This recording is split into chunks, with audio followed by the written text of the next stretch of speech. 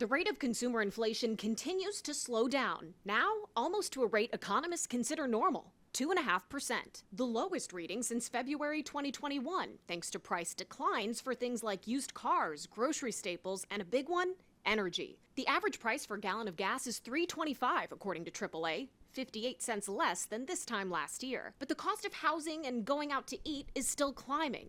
Airfare also rose last month. Welcome to you both. Inflation and the economy remains a top concern for voters. We have inflation like very few people have ever seen before. Donald Trump left us the worst unemployment since the Great Depression. Republicans on Capitol Hill Wednesday using a hearing about food and energy costs to blame the Biden-Harris administration for the high inflation of the past 3.5 years. The upper class, the middle class, the lower class, they're paying more and getting less under the Biden-Harris agenda. While the White House is emphasizing the progress made to bring down inflation and raise wages. Wages are beating prices and the buying power of Americans' paychecks is going up. The political debate tends to be about where the economy has been. The debate among bankers and investors on Wall Street is all about where the economy is going. And on Tuesday, the CEO of the country's biggest bank, JP Morgan Chase, said, "I would say the worst outcome is stagflation, recession, higher inflation. And by the way, I wouldn't take it off the table." But Bank of America's CEO says their data does not suggest that's coming. What we see as a consumer activity is consistent with a low-growth, low-inflation economy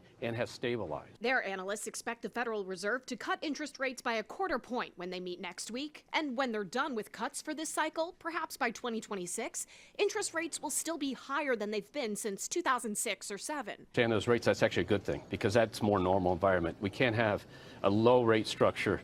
It means that the economy isn't performing. But for now, for the next 8 weeks, how the economy performs could impact how the candidates perform. In Washington, I'm Atrell Nashar reporting.